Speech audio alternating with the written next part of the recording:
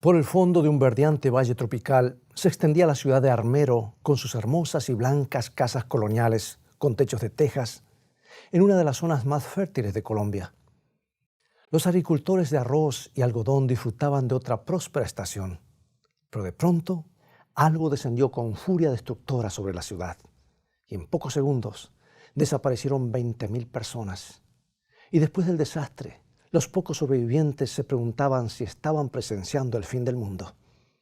El piloto Manuel Cervero condució a su avión DC-8 hacia su destino final, la ciudad de Bogotá.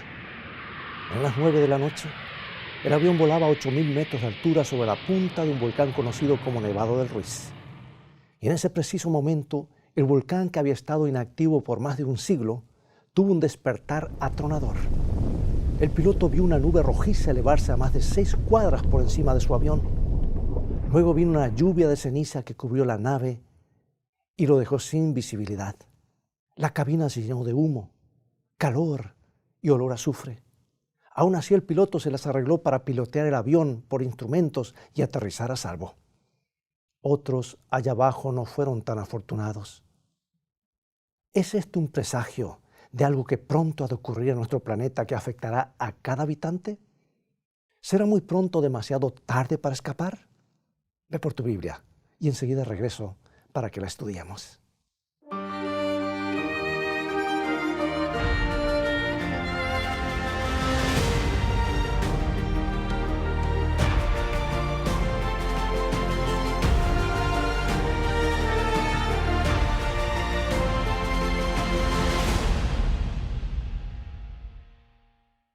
En la ciudad de Armero, al pie del volcán, el alcalde estaba hablando con un amigo radioaficionado.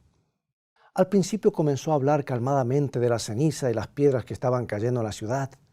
De pronto gritó: «Espera un momento, creo que la ciudad se está inundando». Y esas fueron sus últimas palabras. Germán Acosta se encontraba durmiendo en su hogar con su padre y 4 hermanos cuando un aluvión de lodo arrasó con ellos. Germán oía cómo los enormes cantos rodados chocaban contra las paredes y las puertas de la casa. La familia corrió escaleras arriba para refugiarse sobre el techo. Pero mientras subían, una pared cayó sobre su padre, dejándolo atrapado. Con esfuerzos frenéticos en medio del lodo, los muchachos lograron rescatar al padre, pero pocas horas más tarde falleció vomitando sangre. Esa noche, Rosa María se hallaba en su casa con sus 2 niños. Lo primero que escuchó fueron retumbos de la tierra. Luego, según recuerda, el aire de pronto se volvió pesado, olía a azufre. Se escuchaba un rugido horrible que parecía venir de las profundidades de la tierra. Un torrente de lodo descendía hacia la ciudad. Rosa María escuchó cómo las casas de más abajo se desplomaban en la oscuridad. Afortunadamente su casa estaba en una colina. Tomó a sus niños y se subió al techo. Y bajo la pálida luz de la luna contemplaron horrorizados como el 80% de la ciudad se desvanecía ante sus ojos bajo una ola de lodo. Rosa dijo: «Parecía el fin del mundo». Más tarde los científicos reconstruyeron los hechos de esa noche terrible. El Nevado del Ruiz había lanzado 2 poderosas explosiones de vapor y ceniza a la atmósfera. Pero la erupción no fue de lava. En cambio, el intenso calor del material volcánico derritió la inmensa sábana de nieve y hielo que cubría el cono, y el agua comenzó a bajar por todos lados, convirtiéndose rápidamente en torrentes que arrastraron lodo, piedras, cenizas y escombros. La avalancha líquida se lanzó precipitadamente hacia los cañones a velocidades de cerca de 50 kilómetros por hora. La ciudad de Armero, situada junto a un río de ancho lecho, sufrió el mayor impacto de la corriente de lodo. En la mañana, los pocos sobrevivientes contemplaban un mar de lodo gris donde 20.000 familiares y amigos yacían sepultados. Armero simplemente había desaparecido debajo de la avalancha. Los sobrevivientes vagaban atontados. Era difícil comprender tan súbita tragedia. Para nosotros también es difícil comprender esta tragedia. ¿Qué significa? ¿Por qué sucedió? En la Sierra Norte del Perú se encuentra una de las más bellas ciudades de los Andes peruanos, la ciudad de Yungay, también conocida como Yungay Hermosura, por sus hermosos paisajes, clima y sobre todo su bella gente. Parecía un día común y ordinario. Perú y el mundo se preparaban para el partido inaugural de la Copa Mundial de Fútbol, Jules Rimet. ¿Te acuerdas de esa copa? Muchos posiblemente estaban entrenando sus nuevos televisores y las familias se habían reunido para presenciar el mayor espectáculo deportivo del planeta. Pero el mundo, y especialmente el Perú, recuerdan vívidamente lo ocurrido ese día 31 de mayo de 1970. A las 3:23 de la tarde, un severo terremoto de 7.8 grados sacudió todo el valle, causando que se desprendiera una mole de hielo del nevado Huascarán que cayó sobre lagunas glaciares generando una luz que descendió a 200 kilómetros por hora, borrando del mapa al pueblo de Yungay en un lapso de 3 minutos.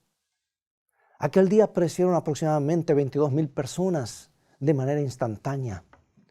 Solo 4 palmeras y el cementerio quedaron en pie. Actualmente toda la zona sepultada se ha convertido en camposanto, cementerio, y se han colocado cruces en los lugares donde los familiares estiman que estaban localizadas sus viviendas, las de sus seres queridos también. Aquel día terrible, el ingeniero Mateo Casaverde, acompañado de un geofísico francés y su esposa, se encontraban en Yungay. Ellos describieron la catástrofe como sigue, y quiero leerla literalmente.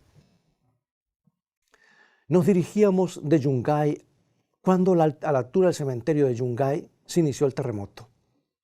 Se podía advertir con mucha claridad la componente vertical de las ondas sísmicas, produciendo grietas sobre el asfalto de la carretera. Abandonamos nuestro vehículo prácticamente cuando el terremoto había terminado. Escuchamos un rugido de baja frecuencia, algo distinto, aunque no muy diferente del ruido producido por un terremoto. El ruido procedía de la dirección del Huascarán y observamos entre Yungay y el Nevado una nube gigante de polvo casi color arcilla. Se había producido el aluvión. Parte del Huascarán norte se venía abajo. Eran aproximadamente las 3:24 de la tarde. En la vecindad donde nos encontrábamos, el último lugar que nos ofrecía una relativa seguridad contra la avalancha era el cementerio, construido sobre una colina artificial, una huaca preincaica. Corrimos unos 100 metros más de carretera antes de ingresar al cementerio, que también había sufrido los efectos del terremoto. Ya en atiné a voltear la vista a Yungay y en ese momento se podía observar claramente una onda gigantesca de lodo gris claro, de unos 60 metros de alto, que empezaba a romperse en cresta y con ligera inclinación e iba a golpear al costado izquierdo de la ciudad. En nuestra carrera sobre las escalinatas logramos alcanzar la tercera terraza, pero estaba obstruida. Allí encontramos un hombre, una mujer y 3 niños tratando de alcanzarla. Nos desviamos a la derecha, cuando como un golpe seco del látigo, una porción de la avalancha alcanzó el cementerio en su parte frontal. El lodo pasó a unos 5 metros de nuestros pies. El cielo se oscureció por la gran cantidad de polvo, posiblemente originado de las casas destruidas de Yungay.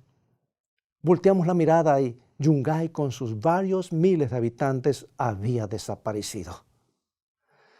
Amigos, es difícil comprender esta tragedia. ¿Qué significa? ¿Por qué sucedió? ¿Y qué decir de la explosión del volcán de fuego en Guatemala y la cantidad de familias sepultadas, calcinadas literalmente por la arena volcánica, que no pudieron escapar? Y lo peor, otros que pudieron escapar no lo hicieron porque pensaron que era una erupción menor, al igual que ocurrió por décadas. ¿Sabes que hay un versículo en las Escrituras que nos ayuda a iluminar el tema? Fue escrito por San Pablo, inspirado por Dios. Habla del tiempo cuando el mundo será libertado de lo que él llama su esclavitud de corrupción. Y en Romanos capítulo 8, versículo 22 nos dice: porque sabemos que toda la creación gime a una y aún está con dolores de parto hasta ahora. El parto a que Pablo se refiere es el nacimiento de un nuevo mundo, el reino celestial que se inaugura con la segunda venida de Cristo. Esa es la esperanza que nos sostiene. Pero mientras tanto, hay aflicción, angustia y dolor porque la creación todavía sufre la esclavitud. Es que el pecado ha afectado a nuestro planeta mucho más profundamente de lo que la mayoría de nosotros nos damos cuenta. No se trata simplemente de quebrantar algunos reglamentos abstractos. El pecado, la separación de Dios, ha afectado toda la creación. El daño es muy profundo, amigos. La naturaleza misma se ha salido de su cauce y por eso gime con la esperanza de ser liberada de la esclavitud, el peso terrible del pecado. La Biblia también dice que estos gemidos o disturbios se intensificarán mientras se acerca la venida de Cristo. Las señales que proceden de su regreso incluyen no solamente guerras y rumores de guerra, sino también terremotos en diversos lugares. La naturaleza sufrirá destrozos crecientes. Cuando Rosa María contempló la ciudad de Armero completamente destruida, pensó que había llegado el fin del mundo. Y en cierta forma tenía razón.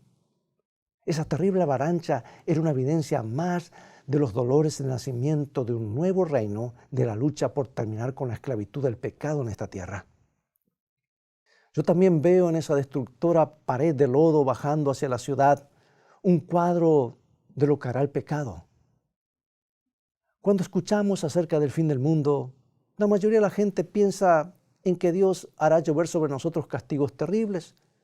¿Se imaginan su ira consumidora arrasando y poniendo fin a la historia del mundo? Es cierto que Dios es el que controla la historia, pero no debemos olvidar cuál es la verdadera fuerza destructora. Es el pecado mismo. Es el pecado, no es Dios, el destructor. En toda la Biblia se identifica al pecado con la muerte. La paga del pecado, su resultado es inevitable, es la muerte. Y eso nos lleva al libro de Salmos, Salmo 34, 19, que nos dice así. Allí encontramos una promesa que Dios librará al justo de todas sus dificultades. Y luego el versículo 21 leemos, matará al malo la maldad. Bueno, eso está muy claro, ¿no es cierto? El mal es un destructor.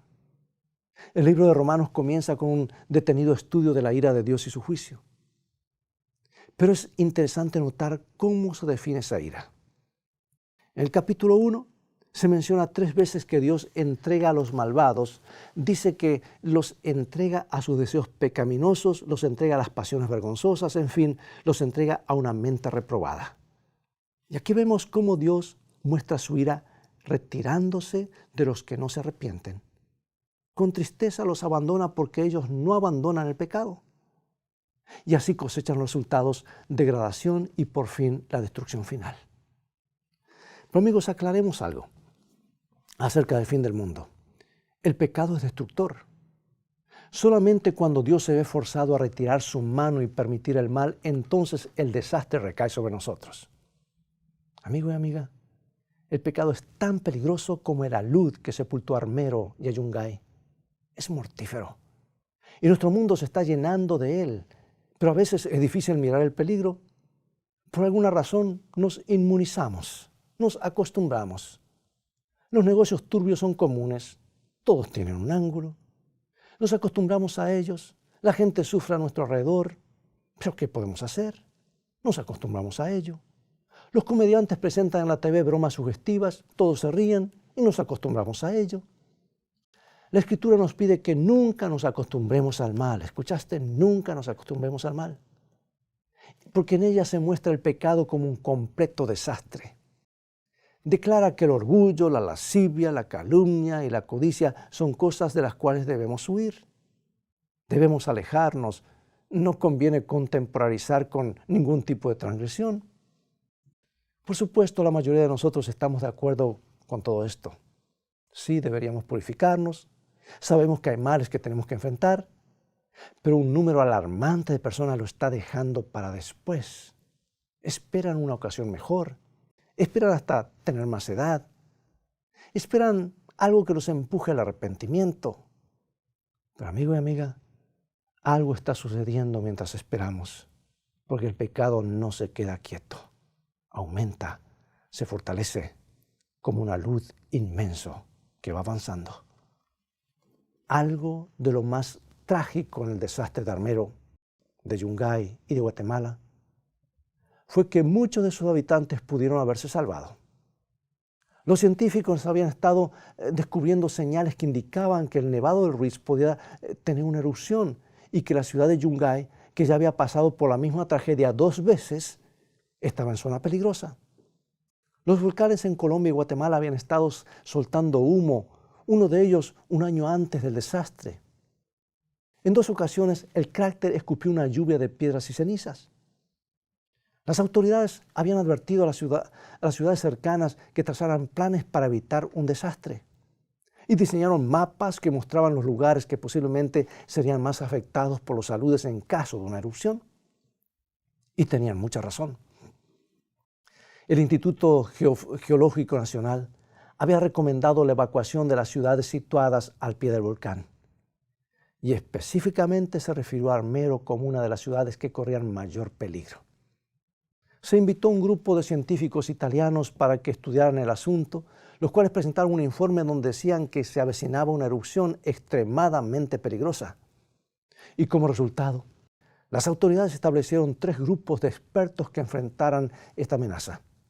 Uno para que controlara la actividad volcánica, otro que recopilara información en cuanto a lo que la erupción podía hacer, y un tercero para que formulara un plan de emergencia. Todo este trabajo se hizo meses antes de ocurrir el desastre. Se aceptó el peligro, se trazaron los planes preventivos, hasta se dibujaron mapas exactos de los posibles aludes. Y sin embargo, nadie estaba preparado cuando la ola de lodo arrasó con Armero. Los planos estaban todavía en el papel. Nada se había implementado. Nadie sabía con exactitud cuándo sería la erupción del volcán. Los habitantes insistieron en postergar la evacuación. Mucha gente sabía lo que deberían hacer y sin embargo nadie lo estaba haciendo. Nadie buscó terrenos más altos cuando llegó el desastre. Como lo describió un científico, él dijo: el volcán hizo erupción demasiado pronto. Demasiado pronto. ¿Cuánta tragedia encierran esas palabras? Al imaginarse ese mar de lodo que entró en esa ciudad, uno se pregunta, ¿vendrá el fin del mundo demasiado pronto para algunos? ¿Ocurrirá la segunda venida de Cristo demasiado pronto? ¿Lo será para los que se aferren todavía al pecado? ¿Lo será para los que posponen su arrepentimiento, para los que han decidido esperar un poco más? Si no buscamos terrenos más altos, seremos arrasados por la convulsión final del pecado en esta tierra, como fue enterrada en un mar de lodo la gente de Armero. No será suficiente poseer todos los mapas. Conocer todos los peligros y hacer los planes correctos no será suficiente. Tampoco importará que sepamos todos los desastres que ocurrirán en los días finales. Lo único que importará será esto: haber escogido los terrenos más elevados de Dios. ¿Recuerda ese relato en que se encuentra en Génesis en cuanto a la huida de Lot de la ciudad de Sodoma? Sodoma había llegado a ser famosa por su decadencia. Toda la ciudad estaba saturada de mal. Y ese mal había comenzado a infiltrarse en la familia de Lot. Y cuando los ángeles llegaron para advertirles que Sodoma iba a ser destruida, ellos vacilaron, se demoraron. El pecado debe haber tenido una influencia hipnótica sobre ellos. Finalmente los ángeles tuvieron que tomar a Lot, su esposa y a sus 2 hijas para sacarlos de esa ciudad corrompida.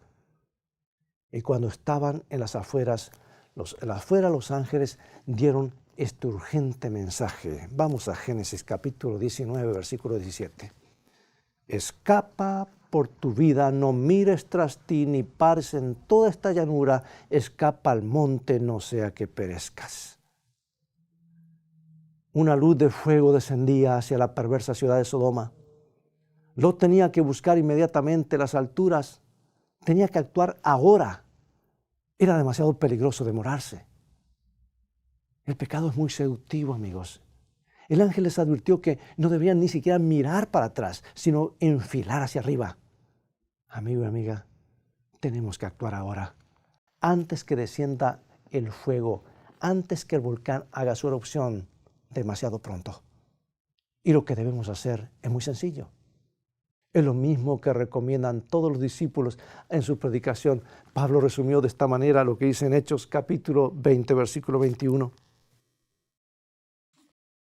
Testificando a judíos y a gentiles acerca del arrepentimiento para con Dios y de la fe en nuestro Señor Jesucristo.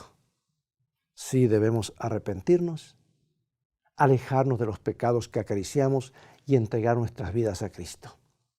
Hay que buscar el perdón de Dios y colocar nuestra fe en el Salvador Jesucristo. No hay terreno más elevado. ¿Hay algún pecado que te impide entregarte ahora? ¿Algo que no estás dispuesto a abandonar? No dejes que ese pecado te atrape. No te hundas en el lodo. Permíteme aclarar algo. No me refiero a los pecados que cometemos a pesar de nuestra entrega a Cristo. Porque arrepentirse y entregarse por fe a Cristo significa un cambio en nuestras vidas, pero no quiere decir que estamos libres de contaminación. Todavía tenemos debilidades, pero no nos aferramos a algún pecado rechazando el arrepentimiento. No nos aferramos a algo que sabemos que es malo. El arrepentimiento significa entregar todo a Dios sin retener nada. Abrimos nuestro corazón a Él, nos da su perdón, su aceptación incondicional y el poder para crecer. Esa es la lección que enfrentamos. Aferrarnos del pecado o aferrarnos de Dios. Y de esa lección dependerá nuestro futuro. Bueno, horas después de que el volcán lanzó la luz del lodo sobre la ciudad de Armero, los equipos de rescate trataban desesperadamente de salvar a los que aún tenían vida, pero estaban atrapados en el lodo. Un médico calculó que debe haber habido por lo menos 1,000 víctimas con vida atrapadas en los escombros de la ciudad, en esa espesa materia pegajosa y gris de unos 2 a 4 metros de espesor. Y en la confusión algunas víctimas fueron encontradas y perdidas de nuevo. A un hombre que luchaba desesperado entre el lodo y las vigas de madera con el agua que casi le llegaba al cuello, lo perdieron y lo volvieron a encontrar 3 veces. Se necesitaron 3 horas para desenterrarlo. La mayor tragedia fue que no se pudo rescatar a muchos que no pudieron aguantar el tiempo necesario. Algunos murieron mientras los rescatadores trataban desesperadamente de liberarlos. Una niña de 13 años quedó enterrada hasta el cuello en el lodo por más de 2 días, mientras los voluntarios trataban de retirar los escombros que la rodeaban. Finalmente, después de 60 horas de inútiles esfuerzos, la angustia fue demasiado. El corazón de la niña simplemente dejó de palpitar. Una tragedia que destroza el corazón. ¿Quién puede imaginarse la pérdida que nuestros hermanos colombianos deben haber sentido?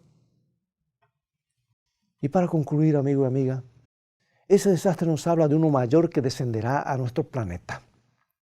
Nos recuerda la avalancha final del pecado que resultará en la pérdida eterna. No esperemos tiempos mejores. No seamos sorprendidos acariciando algún pecado. Cuán trágico sería perderlo todo cuando el rescate está tan cerca, cuando los terrenos más altos de Dios están al alcance de nuestras manos. ¿Por qué no te entregas a Dios? ¿Por qué no entregas tu vida sin reservas ahora mismo? No hay tiempo mejor. No te demores. Simplemente abandona tus pecados y coloca tu fe en el gran rescatador, el Salvador, Jesucristo. Acompáñame en oración. Padre, reconocemos que el pecado es algo serio. No queremos quedar sepultados bajo él. Queremos permanecer en tus terrenos elevados desde ahora hasta el fin. Queremos estar listos cuando la tierra tiemble por última vez. Te queremos confesar nuestra pecaminosidad ahora mismo sin esconder nada, sin dejar nada. Y acéptanos como somos, pero también aceptamos tu sacrificio hecho en nuestro favor. Y colocamos nuestra fe en tu muerte por nosotros, oh Jesús, y también en tu vida por nosotros y lo que estás haciendo ahora en el santuario celestial. Gracias por tu perdón y aceptación. Ven a reinar en nuestras vidas, desde ahora y para siempre. Amén.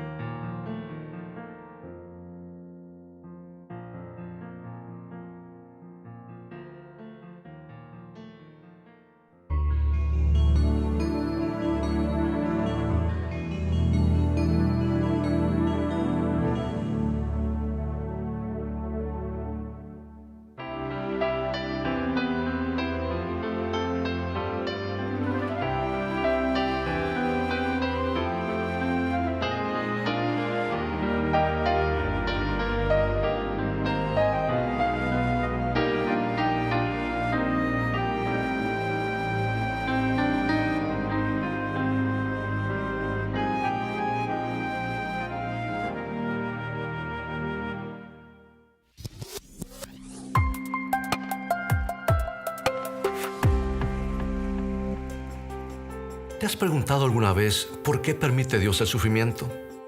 ¿Cómo se originó la maldad en la tierra? ¿Cuál es la marca de la bestia? ¿Cómo puedo identificar a un profeta verdadero? Hoy quiero presentarte las nuevas guías de estudios bíblicos, Escrito está. Este conjunto de 25 lecciones contesta cada una de estas interrogantes con la Biblia, en un formato simple de preguntas y respuestas, y contiene amplias ilustraciones gráficas, historias introductorias y tablas de ayuda adicional. Estos estudios se pueden adquirir en conjunto o en forma individual y son una excelente herramienta para entender la Biblia a profundidad. Para más información, visita ahora mismo la tienda de escritoestá.org o llama al 423-362-5834.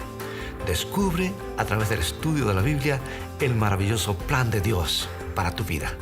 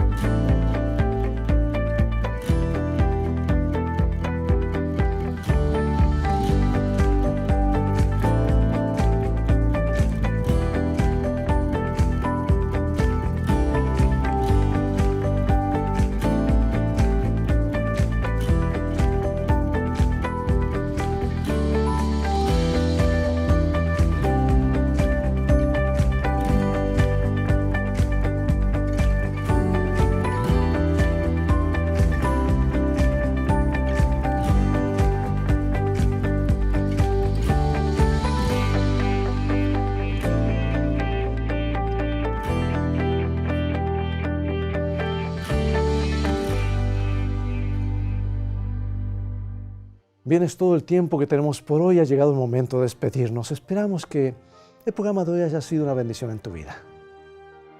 Te invito a continuar estudiando. Visítanos en nuestro sitio de internet, escritoestá.tv, donde podrás obtener una variedad de materiales y estudios bíblicos, como también podrás ver los programas anteriores. Dios te bendiga y te guarde, y recuerda, escrito está, no solo de pan vivirá el hombre, sino de toda palabra que sale de la boca de Dios.